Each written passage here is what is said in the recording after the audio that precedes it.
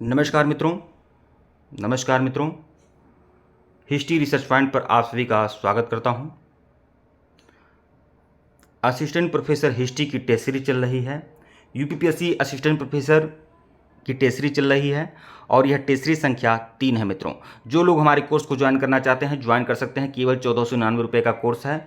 8318397276 हमारा official WhatsApp number है। इसमें आप लोग को hand written notes, PPT notes, lectures, video, test series सब कुछ आप लोग को मिलेगा। देखिए मित्रों, अभी आप लोग को पूरे यूट्यूब पर या बाकी जगह आपको जानकारी नहीं मिल पाएगी। अभी इतिहास विषय की कंप्लीट तैयारी केवल हिस्ट्री रिसर्च पॉइंट पर हो रही है।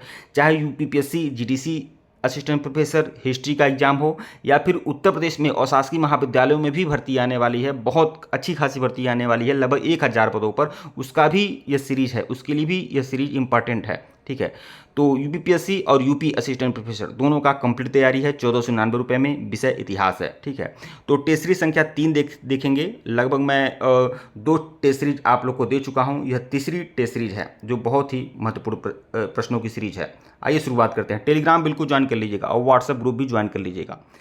प्रश्न संख्या 1 देखिएगा। देखिए, यह जो प्रश्न मैं आप लोग को दे रहा हूं साहित्यिक स्रोत एवं विदेशी विवरण से संबंधित प्रश्न है। 20 प्रश्न थोड़े सामान्य थे, लेकिन 20 प्रश्न जो आप लोग को दे रहा हूं यह उच्च स्तरीय प्रश्न है, साहित्यिक स्रोत एवं विदेशी विवरण से संबंधित। ठीक है, आइए शुरुआत करते हैं। प्रश्न संख्या 1 देखिएगा। हड़प्पा संस्कृति की मेच्योर फेज का काल निर्धारण सामान्यतः किस काल को माना जाता है?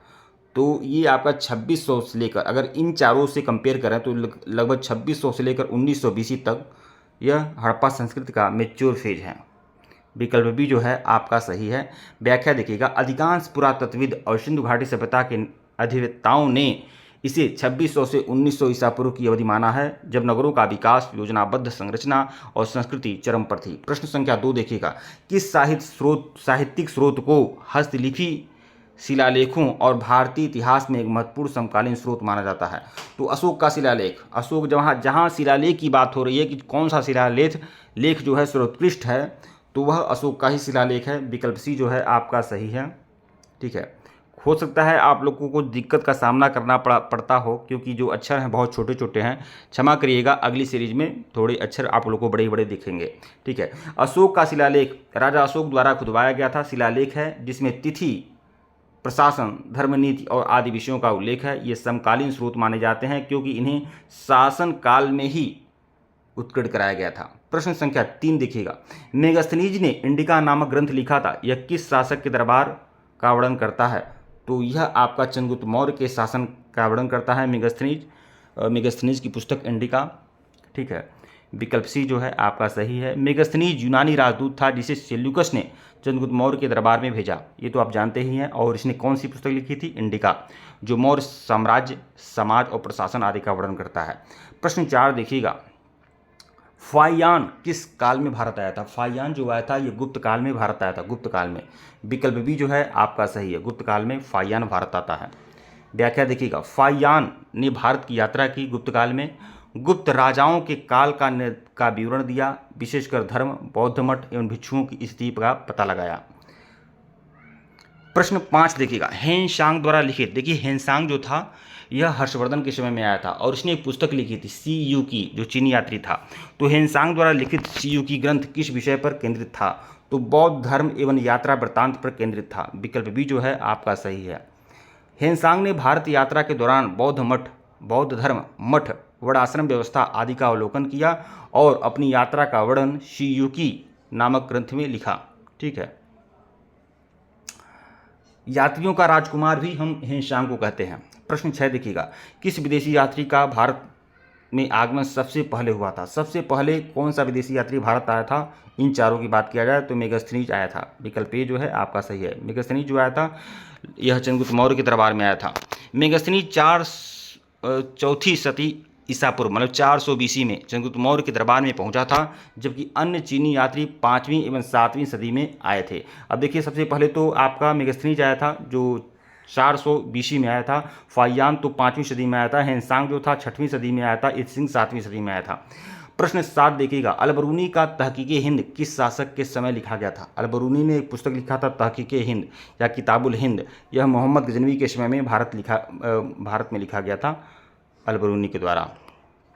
ठीक है, अलबरूनी 11वीं सदी में मोहम्मद गजनवी के समय भारत आया था और तहकीके हिंद नामक ग्रंथ लिखा, जिसमें भारतीय समाज, धर्म, ज्योतिष एवं गणित आदि का वर्णन था। प्रश्न 8 देखिएगा, कौन सा शिलालेख प्राचीन भारत में सबसे पुराना ज्ञात स्थापत्य शिलालेख माना जाता है? तो कौन सा शिलालेख प्राचीन भारत में सबसे पुराना ज्ञात स्थापत्य शिलालेख माना जाता है? मोस्ट इंपॉर्टेंट है, ध्यान में रखिएगा। तो यह है आपका खालहार शिलालेख, खालहार शिलालेख। ठीक है, विकल्प बी जो है आपका सही है। सबसे पुराना ज्ञात स्थापत्य शिलालेख है खालहार शिलालेख। देखिए, खालहार या खल्हार शिलालेख कई विद्वानों द्वारा यह माना जाता है कि प्रारंभिक शिलालेखों में से एक है, जिसमें आरंभिक भाषा एवं प्रारंभिक अभिलेख शिल्प देखा जाता है। प्रश्न 9 देखिएगा, अभिज्ञान शाकुंतलम नाटक का स्रोत कौन सा है जिसे कालिदास ने आधार बनाया था? तो अभिज्ञान शाकुंतलम जो नाटक है कालिदास ने लिखा था, इसका आधार क्या है? तो महाभारत है। ठीक है, महाभारत ही इसका आधार है। कालिदास ने अभिज्ञान शाकुंतलम नामक नाटक की कथा महाभारत में बड़ी शांतनु वंश कथा से लिया था। अगला प्रश्न देखिएगा, यह आपका अंग्रेजी भाषा में आ गया है, कोई बात नहीं, मैं समझा देता हूँ। Which of the following inscription is associated with the Gupta period and give genealogy of king? तो गुप्ता पीरियड से संबंधित कौन सा अभिलेख है? तो इलाहाबाद प्रशस्ति अभिलेख, इलाहाबाद पिलर इंस्क्रिप्शन। विकल्प ए जो है आपका सही है। प्रयाग स्तंभ लेख, जिसमें सम्राट चंद्रगुप्त, विक्रमादित्य और अन्य गुप्त राजाओं की वंशावली दी गई है। ठीक है, प्रश्न 11 देखिएगा, किस शासक या काल में भारत आया था? ठीक है, जो डायमेकस आया था वह किस काल में आया था? डायमेकस किस शासक या काल में भारत आया था? तो डायमेकस जो आया था, ठीक है, यह बिंदुसार के समय में भारत आया था। बिंदुसार के समय में डायमेकस आया था। ठीक है, विकल्प बी जो है आपका सही है, यह भी एक यात्री था। डायमेकस एक यूनानी राजदूत था जिसको एंटियोकस ने बिंदुसार के दरबार में भेजा था। प्रश्न 12 देखिएगा, which Tamil Sangam work give information about ancient Tamil settlement and maritime trade? तो वह कौन तमिल संगम था? ठीक है, शिलप्पाधिकारम, मणिमेखलय, पुरानरू या तुलकप्पियम? ठीक है, तो ये किससे संबंधित था? तो यह शिलप्पाधिकारम 3 तमिल संगम हुए थे और यह तमिल संगम जो था शिलप्पाधिकारम। ठीक है, व्याख्या देख लेते हैं। शिलप्पाधिकारम तमिल साहित्य का एक प्रसिद्ध महाकाव्य है जिसमें दक्षिण भारत की सामाजिक, आर्थिक एवं समुद्री व्यापारिक गतिविधियों का वर्णन मिलता है। प्रश्न 13 देखिएगा, which Chinese traveller visited India after Hiuen Tsang? Hiuen Tsang के बाद कौन सा चीनी यात्री आया था? तो वो आया था इत्सिंग। हेनसांग जो आया था 6वीं सदी में आया था। इत्सिंग जो आया था 7वीं सदी में भारत आया था। तो विकल्प बी जो है इत्सिंग ने 7वीं सदी के अंत में भारत की यात्रा की, जो हेनसांग के बाद हुआ। प्रश्न 14 देखिएगा, किस विद्वान ने पुरातात्विक स्थल केरल का महाबलीपुरम खुदवाया और उसमें मुख्य अध्ययन किया? तो केरल का महाबलीपुरम खुदवाया था तो यह अलेक्जेंडर कनिंघम, क्योंकि अलेक्जेंडर कनिंघम उस समय भारतीय पुरातत्व विभाग का अध्यक्ष था। ठीक है, कनिंघम ने दक्षिण भारत के मंदिरों, रथों और गुफाओं आदि पर अध्ययन किया और अनेक स्थल उजागर किए, जैसे महाबलीपुरम का। ठीक है, प्रश्न 15 देखिएगा, नालंदा के खंडहरों का प्रथम पुरातात्विक उत्खनन किसके समय में हुआ था? तो यह पहला पुरातात्विक उत्खनन, ठीक है, सर जॉन मार्शल के समय में हुआ था। विकल्प सी जो है आपका सही है। 20वीं सदी की शुरुआत में सर जॉन मार्शल के नेतृत्व में नालंदा के खंडहरों का उत्खनन कार्य हुआ। ठीक है, जिसे बाद में अन्य पुरातत्वविदों ने भी आगे बढ़ाया। देखिए, सर जॉन मार्शल क्या थे? तो भारतीय पुरातत्व विभाग के उस समय महानिदेशक थे। ठीक है, प्रश्न 16 देखिएगा, सितारी की रचना में किस विषय का विशद वर्णन मिलता है? किताब उल हिंद।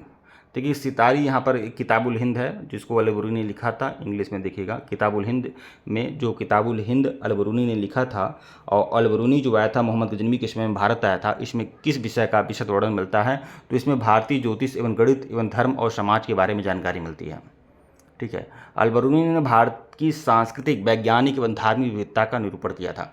प्रश्न 17 देखिएगा, which inscription is associated with the Chalukya king Pulakeshin second and mention his victory over हर्ष?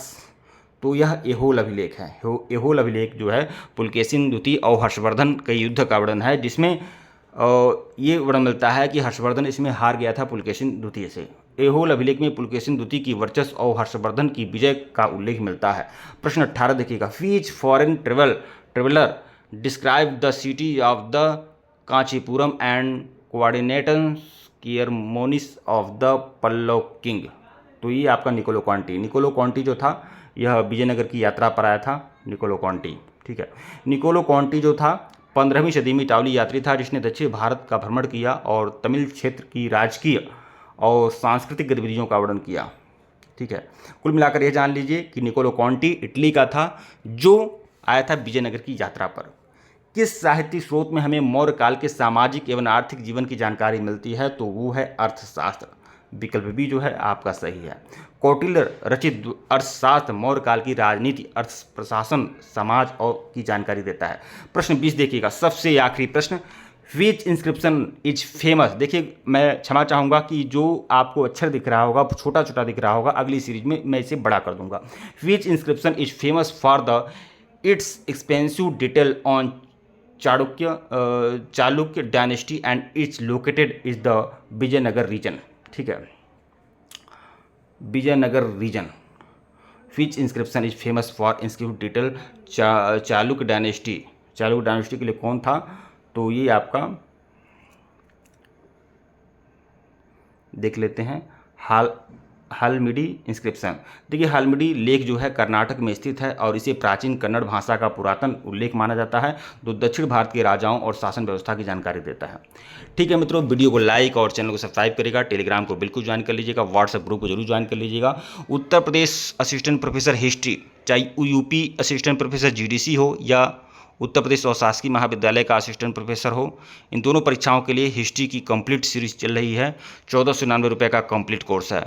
इसमें hand written notes, PPT notes, lectures video, test series सब कुछ आप लोग को मिलेगा। लगभग 3000 प्लस क्वेश्चन की टेस्ट सीरीज दूंगा, फुल एक्सप्लेनेशन के साथ दूंगा। जो लोग हमारे कोर्स को ज्वाइन करना चाहते हैं ज्वाइन कर सकते हैं। यह तीसरी टेस्ट सीरीज थी, तो इसके पहले का वीडियो नहीं देखे हैं तो प्लेलिस्ट में जाइएगा, UPPSC GDC assistant professor history test series के नाम से प्लेलिस्ट बनी हुई है, जाकर देखिएगा। धन्यवाद।